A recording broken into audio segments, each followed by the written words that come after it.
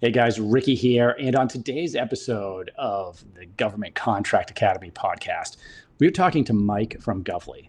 Now, if you've ever wondered how you can find out about the opportunities that don't come through SAM.gov, opportunities that are already set aside for GSA, for some of the big contract vehicles, then today is the episode for you because that's one of the things Mike is trying to solve with Govly. They have a very unique solution, which I haven't seen before. So he's walking me through what it is, how that can help small businesses. And I think you're really going to like today's episode. Now, if you want to learn more, you go to dodcontract.com. Our open enrollment is going to be coming up soon. So you're going to be able to enroll in the DoD Contract Academy. We also have a new special offering. So I've been kind of teasing this out here where we're going to work with a few companies one-on-one to ensure that you are successful selling to the government. Now, this is a much more in-depth opportunity. Typically, we're not offering. So be on the lookout for that. Go to dodcontract.com when you get a chance. And now, our episode with Mike at Govly.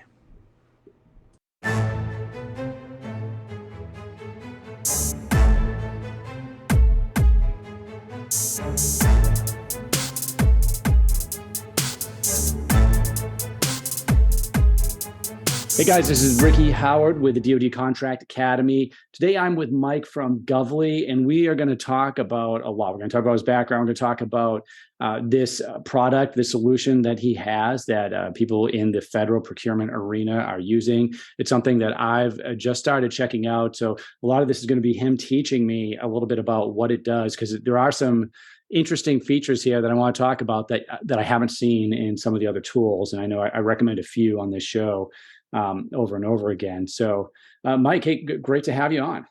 Hey, nice meeting you. Thanks for having me. I'm excited. This should be fun. Yeah, no, we're looking forward to it. And Mike and I were talking a little bit before this. And so, Mike, you're out in Hawaii right now. I am. I'm on the Big Island. My wife and I moved here a few years ago when we had a little one. And it's a cool place to raise a kid. Yeah, no, it's one of the few places I actually didn't make it to in my Air Force career. So maybe we can talk a little bit about. Always wanted to try surfing. Maybe we can hit that towards deal. Let me know when you get here. Cool, man. So hey, we were talking a lot about like you didn't serve in the military, but you grew up as a military brat, and you kind of have a rich military tradition. Why don't you explain to everyone what a military brat is? So I'm not being derogatory. Yeah, no. Military brat means that you were just you were the appendage of your parents, so one or both that was being dragged around by one of the arms. And for me, both my parents were Air Force. My father flew C-141s out of Andrews. I guess both parents Air Force. I was born in Southern California, so it was March Air Force Base, and then Oklahoma, then Virginia, which would be the three Air Force moves. Dad flew C-141s out of Andrews. Mom worked at the Pentagon. Mom was medically retired as a major, and father retired as a major as well, and then went commercial. Okay. But military has been in my family for a long time. I've got two uncles that were pilots, one Navy, one Air Force, and then my grandfather was a full bird colonel out of the Marines. I think he ended his career with 500 combat missions and wings and 31 aircraft, about a third fixed wing and two-thirds helo. Wow. Yeah, that is a lot. It's really impressive. And interesting too.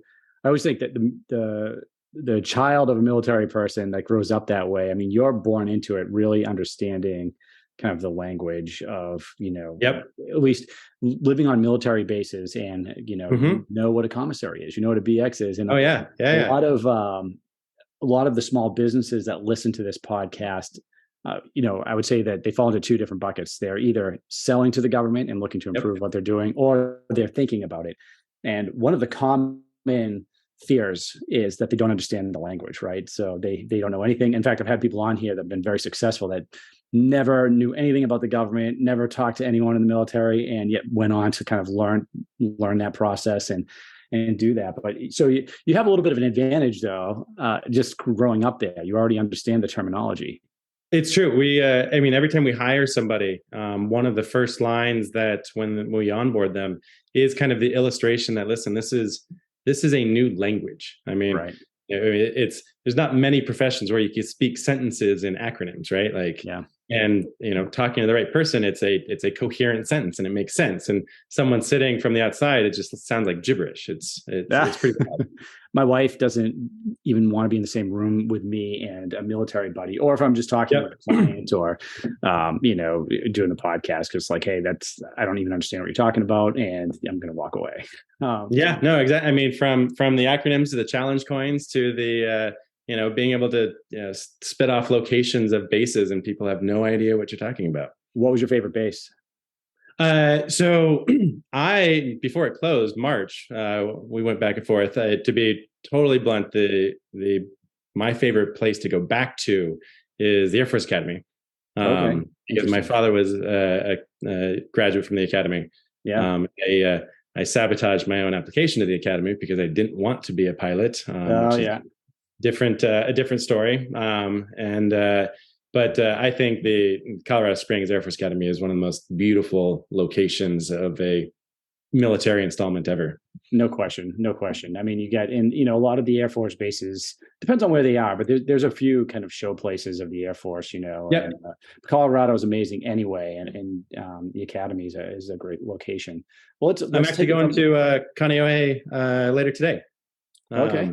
So that's also, if you haven't been, the Marine Corps base on Oahu that's a pretty special place. Yeah. No, I got to get over there. That's my, like I said, I haven't made it to Hawaii yet.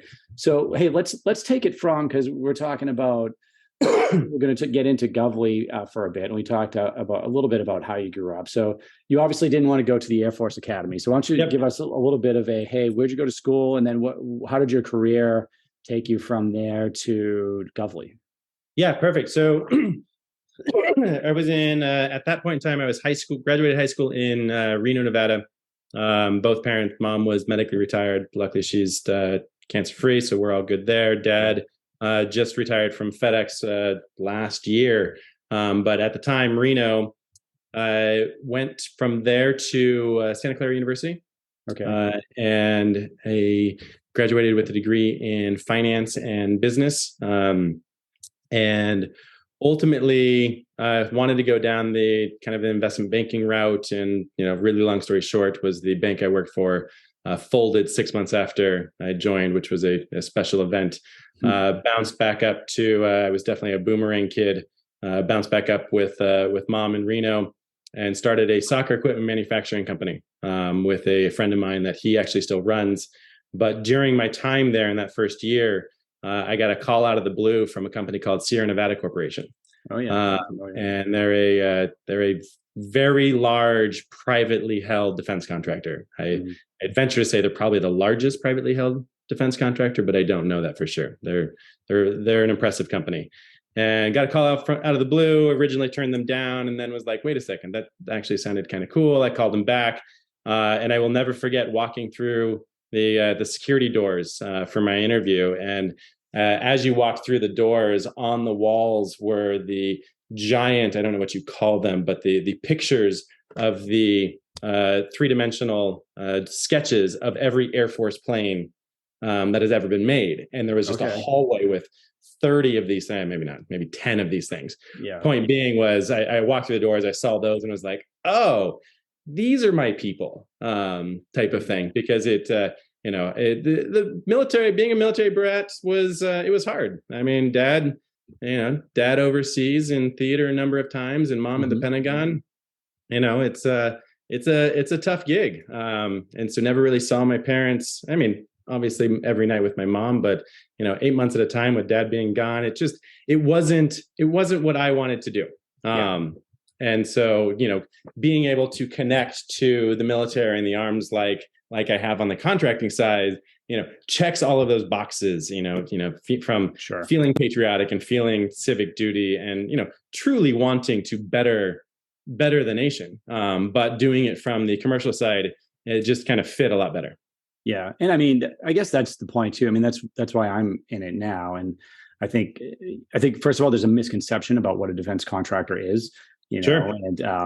certainly that's, from some movies that have led Yeah. people astray. And, or maybe like, you've heard of, hey, the sleazy defense contractor. But in reality, it's these businesses, both small and large, are, I don't want to use the political term "making America great," but these businesses are contributing to keeping your service members safe. They're contributing to making the country stronger, making our government agencies run better. And so I always tell companies, this is like, hey, if you have a great product or solution, I will absolutely help you sell it to the military. But if you do not, I'm not going to help you, because I don't want inferior products and solutions in the hand. That doesn't help our country. It doesn't help what I consider my fraternity, which is the U.S. military. But that's the thing. Most people are good and have good intentions, and they're unaware of just how much we focus on small business sales mainly, and most small businesses are unaware of the huge opportunity there is selling to the government. I mean, less than 1% of all small businesses in the U.S. are selling to the U.S. government. U.S. military and the government, they also don't realize, have to buy from small businesses. It's 23%. Typically they're exceeding 23% of their discretionary budget on a small business contract. So there's a lot of work out there. The numbers are increasing every year. Right. And of course, it can be complex if you don't have either a guide, you spend time learning the way the government makes purchases. So you're involved in that a little bit now. So talk me through working at Sierra Nevada, which is for those that don't know, it is one of the big defense contractors. Most people think of the Lockheeds and the BAEs and the Raytheons, but it's right up there with those guys, and have some great solutions. So you're working there. What are you doing that you can talk about, and kind of where did that lead you?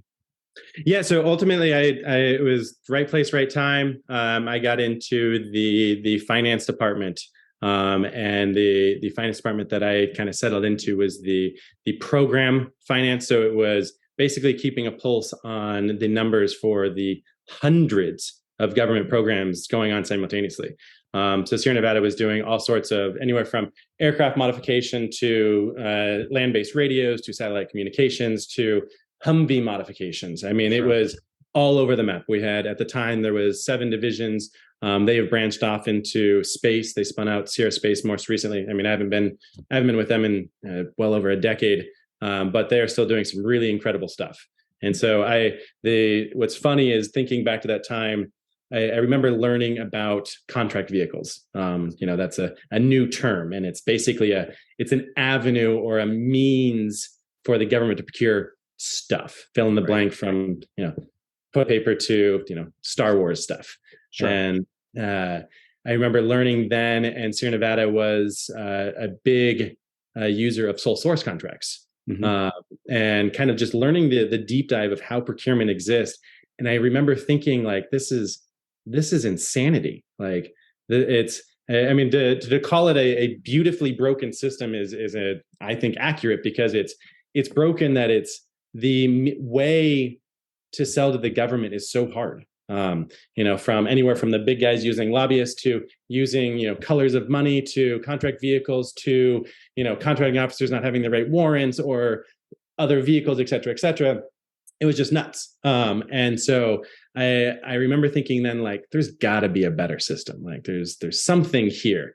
And, fast forward 15 years, I'm not going to say I've come up with the magic bullet by any stretch of imagination, but I do think there are ways to make it more efficient. And so, getting back to the beautifully broken, in that it is beautiful. It is amazing how much money gets spent on an annual basis. Sure. And it works. It's just, there are, there's a lot of room for improvement. Yeah, no, you're absolutely right. I don't even get too much into colors of money on the podcast, because I don't want to throw people off, but sure. But contract vehicles we talk about a lot, and that does directly relate to Govly. So I guess, just for listeners, if you're just tuning in and we're talking about vehicles, and maybe you heard a little bit about, maybe past podcasts about how the government makes purchases. The government can't just make a purchase the way you or I would, right? We can't just go to, I could go to my buddy's dealership and buy a Jeep if I wanted to. In fact, I think I actually told this story on a podcast. Oh, nice. I can go buy this car that's probably not the most reliable, and I could buy it from whoever I want to, but the government can't do that. There are a lot of regulations that dictate how the government buys. Now, one of the things that the government can do, we can have open competitions, and that's like the sam.govs, right? Um, but the government has ways of restricting that and doing things faster. Like a full-blown competition could take 12 to 18 months or longer Easy. to put something on a contract, right? So when I was an acquisitions officer, I knew, for instance, that I did not have 18 months to put something on contract, right? So if I was in charge of cybersecurity services for, Yep. a section of the Air Force, I knew that anytime I needed a vulnerability assessment, I couldn't spend 12 to 18 months competing that out. So what we'd do is we'd create these things we'd call contract vehicles. It also is referred to as category management, depending on who you talk to. And basically, you get, I could put something out that looks like a solicitation. I might get 200 or 300 companies apply to be on my Ricky Howard cybersecurity contract. And then you have the competition, you whittle it down, and maybe 50 companies are on there, or 20. And now the competition's already taken place. You're on the vehicle. It doesn't mean you make any money. It just means that I, as the government, when I need something, I can go to these companies that I've already vetted. I don't have to have a competition. I might have a small one within the within the vehicle itself, but it's not going to be public. Or I might just put a delivery order on someone. That gives me flexibility as the military to be able to do something quickly, because the warfighter doesn't have time for everybody to, spend 20 months, making everything fair, right? The fair competition part already happened for the companies that are on a vehicle. Now, but what do you do if you're a company? Now, we have a lot of these vehicles out there. Some of them are huge, and you have competitions on them, and you don't. And GSA is another, I would say, falls into that category. But you don't always see the competition piece for these. The opportunities that are coming out just for these that are just on these vehicles. Sometimes you do. And if it does come out on a vehicle and you're not on it, you need to partner with somebody that is on it. So maybe, and I think this is, and I probably don't understand it completely, but why don't you tell me a little bit about Govly, what you guys are doing a little bit differently than some of the other like bid matching tools? Yeah. No, absolutely. Yeah. So as a quick history lesson on how Govly came to be was, from Sierra Nevada to embedded crypto to getting really into the government procurement system, Govly realized that, hey, there is a network of organizations that have all of these contracts. And they have, it's the government issues a prime contract to prime contractors. The prime contractors may or may not be able to fulfill what they're requesting themselves. Generally not. They have to go to the next layer of resellers. Resellers are the ones that are reselling technologies to the government. They're the ones that actually have the sales force knocking on the door. When an actual order gets placed, those resellers buy technology from distributors. Distributors buy from OEMs. Call it, you pick on someone large like HP. When the government purchases HP equipment from a small business on Soup, for example, Soup, SEWP, if you've talked about that on your podcast, is one of the big contracting vehicles. NASA Soup. And that's NASA Soup. And so the government, call it the Air Force, buys HP equipment from Soup through a Soup prime. That prime buys from a value-added reseller to the distributor like Carahsoft, and Carahsoft to HPE. Well, all of that transaction occurs generally via email, and the sharing of information is entirely disjointed. It can be, we've have nightmare stories of people printing off the opportunity when it comes out, and it's 7 pages long of a request from a government, and then there's 7 modifications, and so now you've got 49 pages to describe an RFQ, and then you're trying to share that information downstream to your supply chain. It's nightmarish. And so Govly was like, hey, why don't we create this network? So this information is, Govly can't publish RFQ information. We can't just publish it to the world. That being said, if you are a prime contractor and you have access or bona fide reason to have access to that information, and you forward it to your supply chain, that is a legit and bona fide reason to do so. You are sharing, it's not classified by any means, but it is sensitive information that it's not public. And the vast majority of government contracting opportunities generally occur in non-public, non-SAM means, especially in the IT space, because as you said, the efficiency associated with IT purchases is a requirement. If the Air Force said I needed to buy 1,000 computers, they should call Dell. and buy 1,000 computers, but they can't. Right. And so the quantity of protest and the length of time that it needs to be available is just, it's incredible. So using someone like Soup, they can say, nope, my 130 something, I'm not sure how many contractors are there now, but 130 to 140 contractors on Soup get access to this opportunity. They can turn it around and get the quotes, turn the quote to the government. We're talking I've seen it in less than about 8 hours. That's generally at the end of the year, but I'd say more often than not, it's a week or 2 week procurement. Yeah, that's about right. And so from Govly's perspective, it was, how do we get this information to be able to be shared downstream immediately? And so what we've done is we've created the prime contractors have come on to Govly and have said, oh, these are my resellers, and these are the resellers that get this type of information. So the opportunity hits, it gets ingested, it gets parsed, it gets labeled, and some metrics and AI gets put on it of, this is the type of opportunity it is. It gets sent out to the appropriate people downstream, like the reseller. And the reseller then has the ability to take the opportunity still inside of Govly and send it to the distributor for using their technology or solutions architect to build out a spec. And it can go to the distributor or it can go to the OEM. But the fact of the matter is, all of the information and all modifications and all timing is listed inside of the Govly portal. And so that everyone can seamlessly talk. And so when someone presents a quote, it can be from disty to vendor or vendor to prime. And it's in a one secure, two segregated manner, so that pricing is sensitive information between those organizations. But all of the source information is there. Everyone is looking at the same bill of materials. Everyone is looking at the same spec, the contracting officer. Everyone knows what's going on, and it's not getting lost in translation. Interesting. So do the primes on these contract vehicles use Govly as a way to find subcontractors, as a way to find, some of the providers of that information? Is that the benefit to them? Yeah. So the short answer is yes, and that's where we are headed. The longer answer is, the primes today have more brought their networks, their existing networks. The platform now, we actually just launched it a couple of weeks ago, has created a partnerships portal so that you can now find every prime that is on the platform. You can find companies. So a new user to the platform can go and say, hey, I'm looking for a Soup 5 contractor that has a hub zone set aside. And you can actually request a partnership right then and there. So new company. And so it's a game. The new company is still selling to the prime, because the prime just doesn't want to open their feeds up to anybody in the sun. They want to know that what somebody is bringing is this technology that it's going to be desired by the government. And so it's this.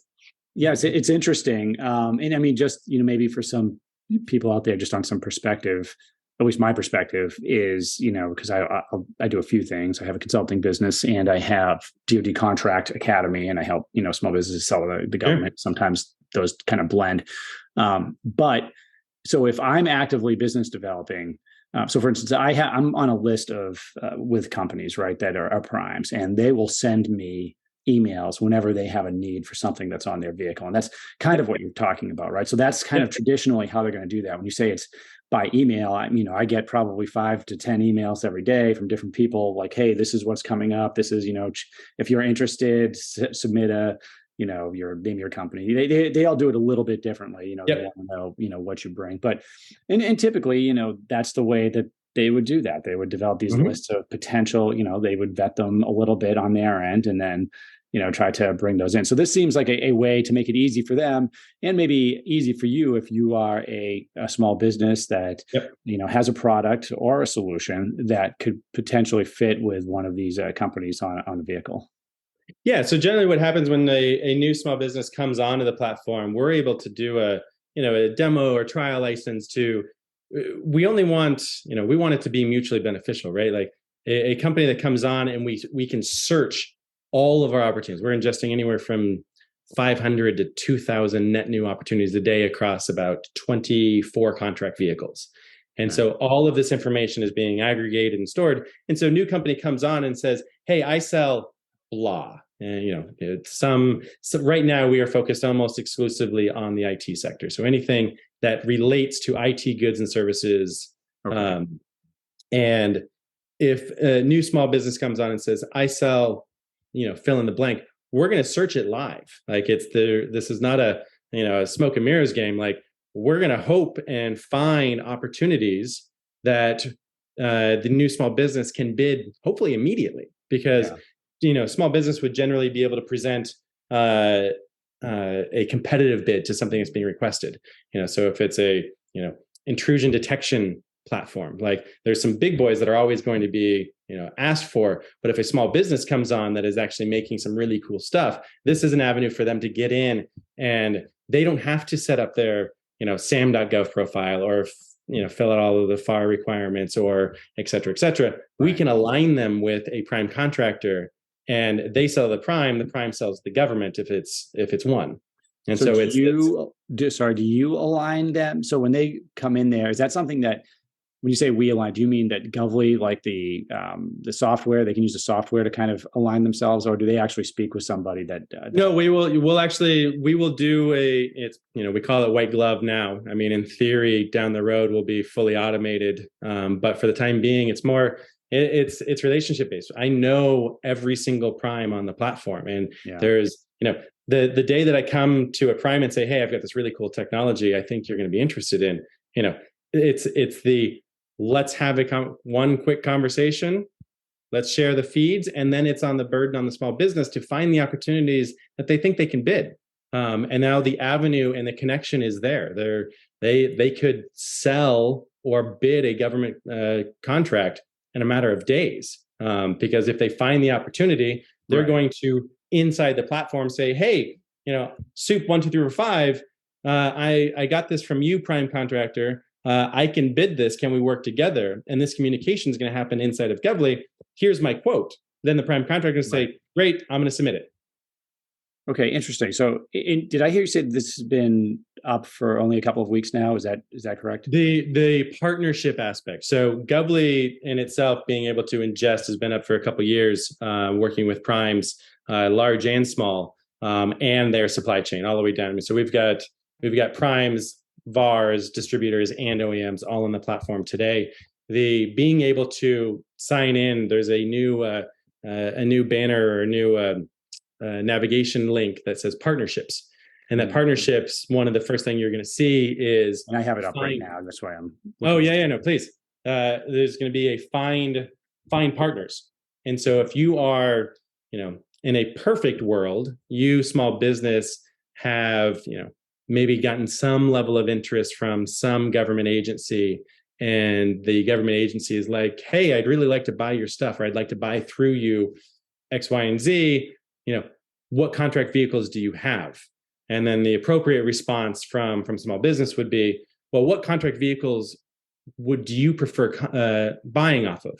And they're going to spit off one of many, or give you a couple. And you take those names, you come to this partnership aspect and say, hey, I need to find a CIO contract holder or a FS2 or a SOUP and that's where it turns into a little bit of art. And this is more of an experience thing over time. You can talk to your customer and be like, hey, I hear you need a HubZone credit, or you need to sell to an SDVO or others. We can align you with any of the set-asides available, so that you basically are tending to your customers' needs, right, and fulfilling their requirements. Interesting. Yeah, this is and you have some other features in here too. I mean, because you also have the sam.gov feed that is. Yeah, so we give the sam.gov feed away for free. That's everybody could sign on, and it's a from our perspective, it's a much easier navigation. You can set up your own search terms and get a daily digest, or you can be pinged via email the moment something matches your search terms. But the real power of Govly is basically aligning and aggregating all of the non-public feeds. And so it's and again, we can't just publish that. That's why when you sign on, you don't see any of that information. But when we have a conversation or do a demo, we can learn more about your system and then help you navigate to the right prime contractor feed, and go from there. We have never run into a situation where we haven't been able to connect to a prime contractor to get the feed that is of interest to you. That's interesting. Let me ask you, does this, I think I know the answer, but maybe not. Does this include GSA opportunities or no? So we do have, we are ingesting 2GIT and GSA Schedule 70 through the eBuy platform. Again, it's GSA is a little bit more on the messy side, but yes, we do. And you do that through, and again, I might get this wrong, but I'm still understanding here. So do you get that through companies that have the GSA schedule? Yep. Because I'm specifically referring to, sometimes you might see in a SAM.gov a GSA opportunity, but by and large, if you have a GSA schedule, which is something you can apply to be on if you're listening, we've talked about whether or not you need it or not, but a lot of times those opportunities are not appearing on SAM.gov. So they are, and by the way, GSA owns SAM.gov, which is interesting in and of itself. Yep. Maybe that's another conversation. But so the GSA opportunities don't pop through SAM.gov. I would say that I feel like I see more of the other contract vehicles opportunities pop through there. So, if I was listing for the government something, and I intended to award it on NASA SOUP, that would still most likely, at least from my experience, come through on SAM.gov. You might be, in fact, companies come to me all the time like, hey, this thing came through. I'm perfect for it. I think this is great. And we'll see there, oh, it's, but like, what does this mean that, we intend to award this on NASA SOUP, or we intend to award this on, NetSense or ITES or whatever. Yep, all of those. Right. And that's when we get into that conversation, right? But GSA separately, like you don't even see a lot of, and you don't see some of the bigger ones either that you're referring to. So that makes this interesting in a lot of ways. And the fact that you're potentially seeing some of the GSA stuff, I talked around what my real question was, is that a company has a GSA schedule and now they're posting the opportunities that they're getting through GSA that they need help on here? Yeah, basically, yes. I mean, so ultimately, they're not doing any of the posting. What they're doing is a GSA prime contractor has come to Govly and is using Govly for their internal systems for their sales team being able to find the opportunities their sales team is looking for. So when, if they have a GSA schedule and they're getting, 100 net new opportunities a day and they have 5 salespeople, well, those 5 salespeople are generally broken up either by agency or by technology type or who knows. And if you just have a feed of these 100 opportunities coming into your system, it's going into a shared mailbox, and so all 5 people are now looking through all 100 emails, and who knows, maybe one gets lucky and they find 20 they're interested in, or maybe all 5 find nothing, but now they've spent 3 hours parsing through all of this information. And that's where Govly comes in and is like, no, don't go look at the shared mailbox. Like, let Govly sit on top. Let it be this data layer that is going to get to the information. And it's, the start of, once you're onboarded on Govly, it is a bit of an art. And we can help you through that art of setting up the platform so that it's working well for you and your team.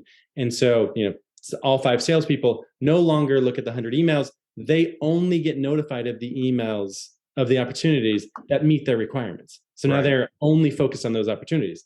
And when a GSA prime contractor has a sub that say the prime contractor has 5 people going after, cybersecurity, but they've got a really good sub, or they have an interest in going after storage. Mm-hmm. They can basically connect their Govly instances so that the subcontractor will get notified of storage opportunities. Okay.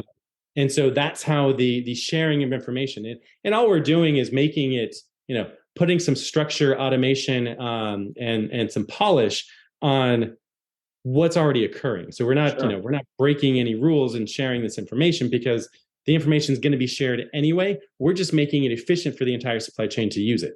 Well, and I mean, one of the basic premises of the federal acquisitions regulations is fairness in government purchasing, right? So it's not playing I have a secret. And, a lot of people feel like a lot of people, I should say, that haven't cracked the code yet feel like there's something shady going on when they see it looks like a contract was written for a certain company, or they realize, Yep. oh, well, I couldn't even bid on that. It's nothing shady's going on. You just don't understand that there's a whole process before a solicitation ever comes out, whether it's where the government is determining how they're going to purchase something.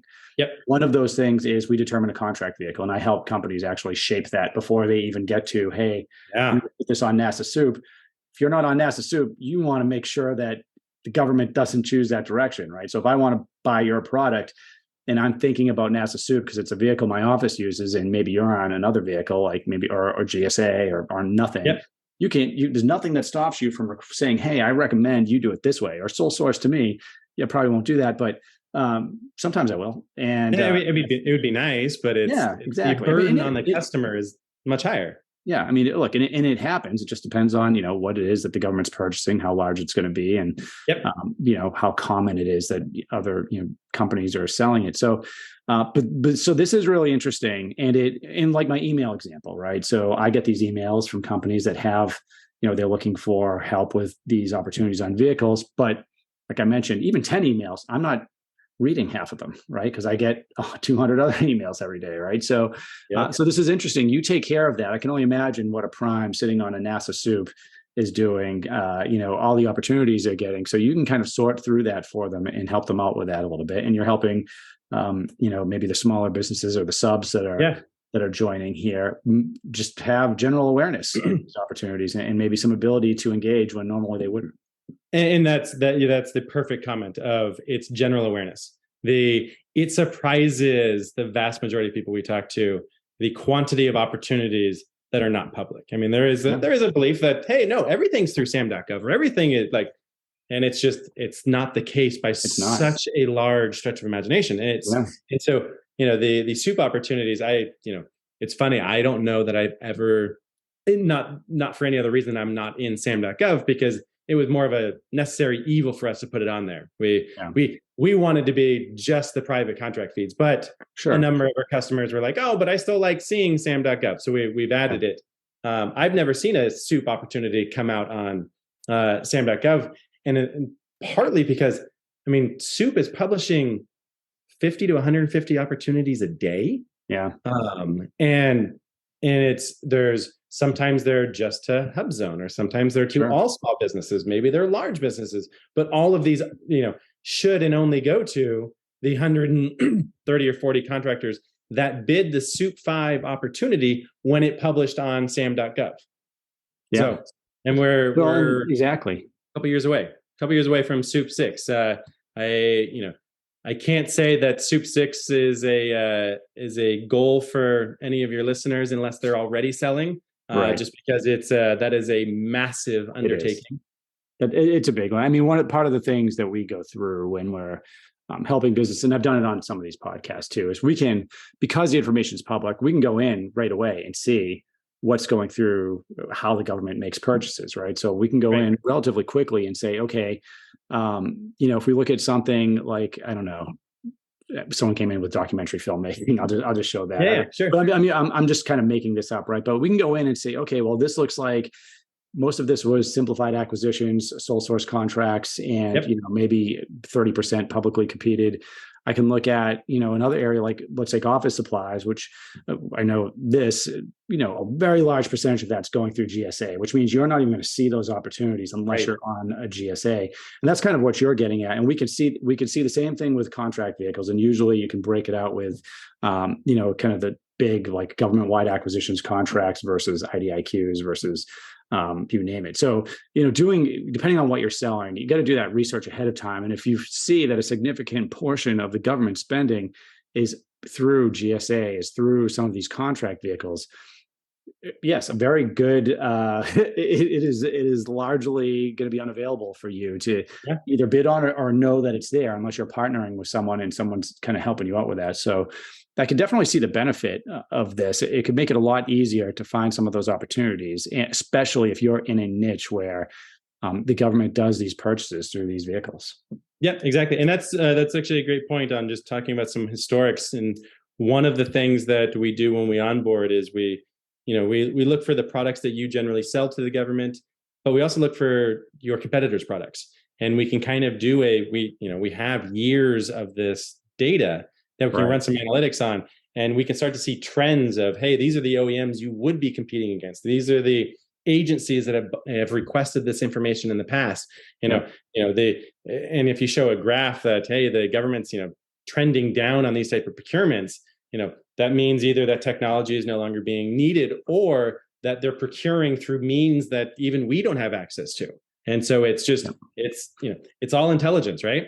Yeah, we always tell our client. I mean, I always tell them, hey, the relationship's a big part of this, right? So once you are, because we're talking contract vehicles right now.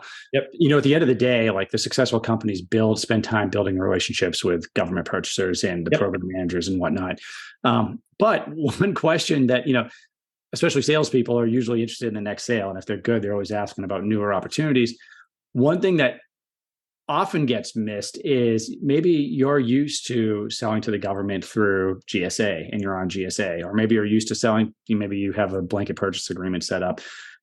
But government agencies often pivot to different purchasing mechanisms. So you could be used to selling to the government in one particular way, not realizing that they are, moving towards either building their own vehicle. So we're talking about some of the bigs, but you can put together your own IDIQ, your own contract vehicle that they just didn't tell you. Maybe nothing nefarious is going on, but they just didn't think of it, and you didn't think to ask. So you got to ask that, because the government and having this knowledge is going to be good, because the government can pivot whenever it wants to.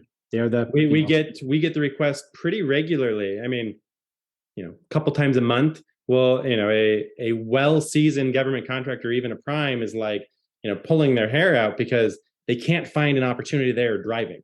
And once it gets to a procurement decision, the communication between seller and buyer effectively stops, as because it's got to go through a contracting shop, and the end user is like, yeah, I sent it to contracting. Contracting is going to release it. It should be out.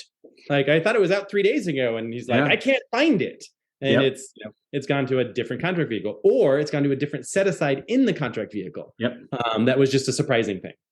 Yeah. And I mean, if you don't have that relationship, if it's a shop you're working with, you can email the PM or the contracting officer and hope it's not a strategy, but, try to get a response there. But who do you go to if you can't find what you think is coming out? So very interesting. Very interesting. Let me ask you this. How do you own the system? Did you put it together? How did it come to be, just kind of the building of this and the ownership of it right now? Yeah, no, absolutely. So we, my business partner and I stood up a government contractor that was basically designed to network primes, because we realized that we didn't have to own the contract vehicle.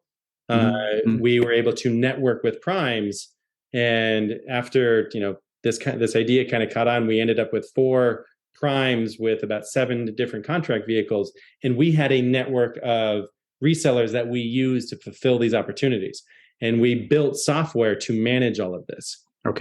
And that software kind of grew legs, and we had a watershed moment of about 2 years ago when we were pitching a new small business or a new OEM to come on our platform, saying, hey, we can be your single throat to choke on these 7 contract vehicles. Work with us. So you don't have to, you don't need 7 different relationships to reach these. Just use us. We will manage all of the contracting for you. And they said, hey, that's great. We're going to work with you, but how do we buy the software? Because we want to be able to, they were a prime on a couple other contracts.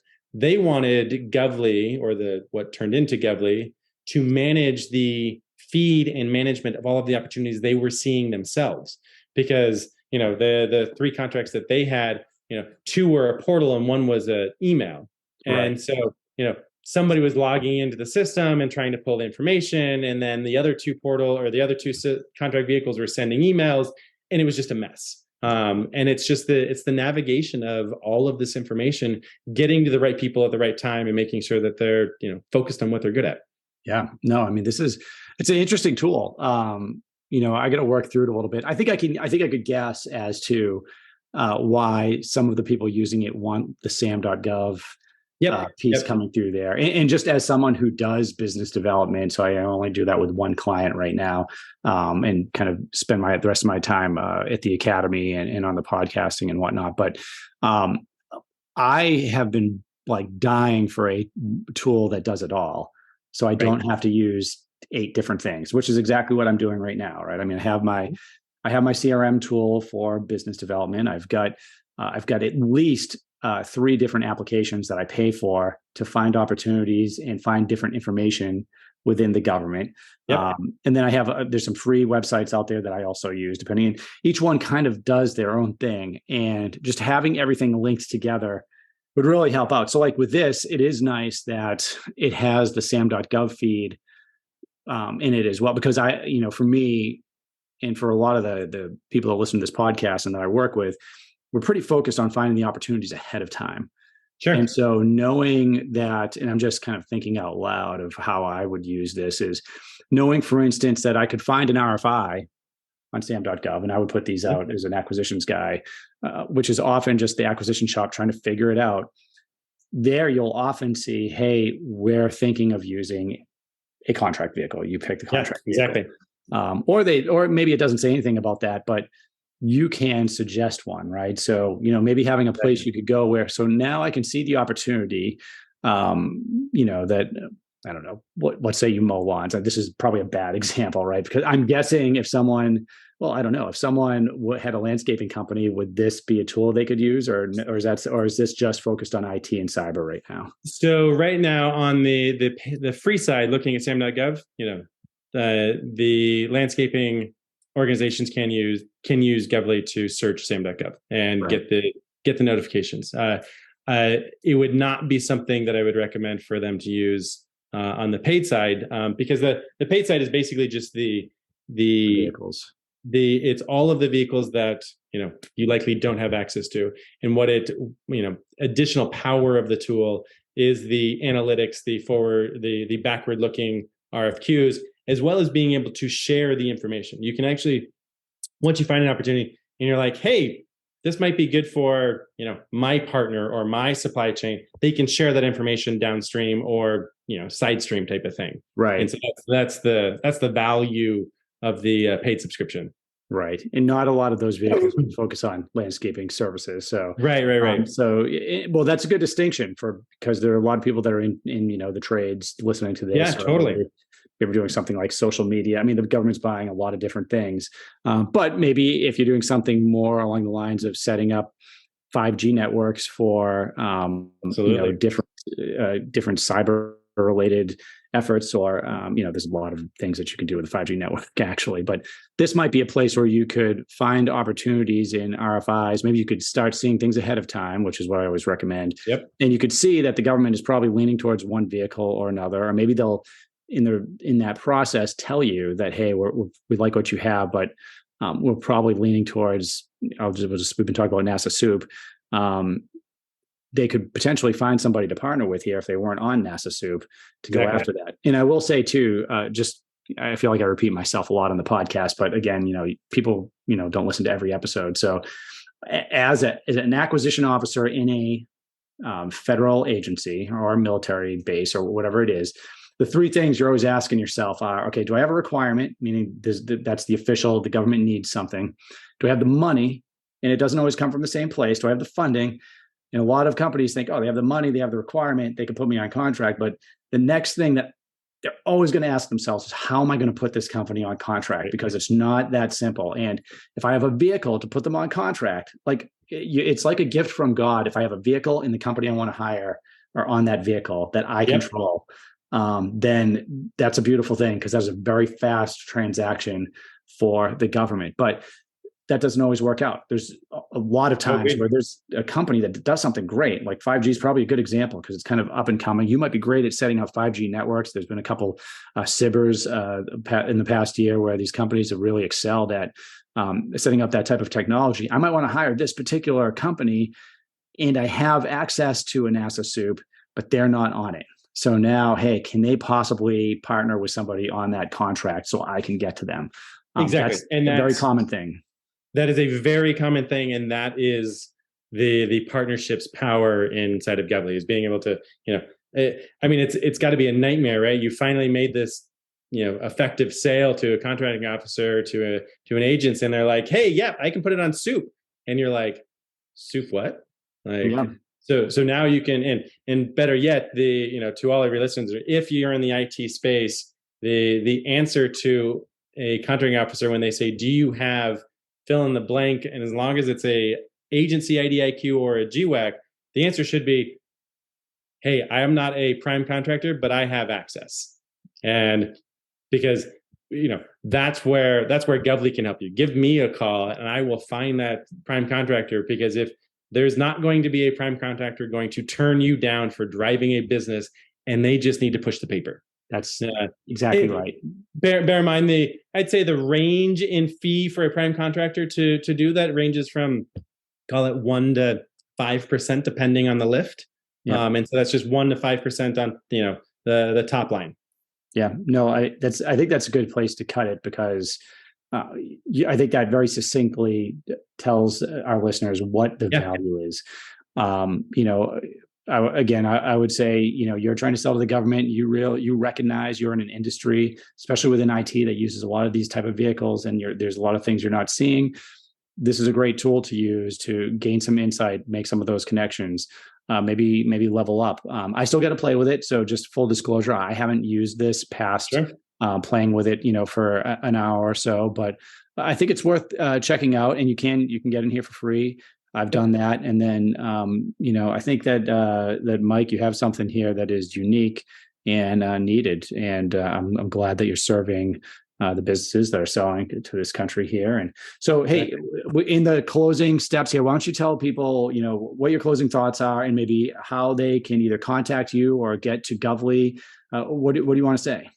Yeah. So ultimately, we designed Govly to make it easier for the entire supply chain to get goods and services to the government faster and more efficient. And the amount of information out there that is obfuscated or hidden or feeling of secret, we are trying to unveil in a very secure, but in a manner so that the small and medium businesses out there have a better chance to see the opportunities that actually exist to sell to the government.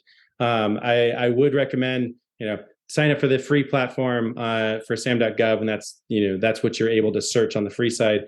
And if you're in the IT space, we've got a team of people that will give you a quick demo. And it is so immediately clear whether or not the platform is going to be valuable to you, because we're going to search what you sell. We're going to search your competitors, and the opportunities are going to be there or they're not. And we're not going to hard sell you to get on the platform if it's not going to provide you value. That's not why we designed it.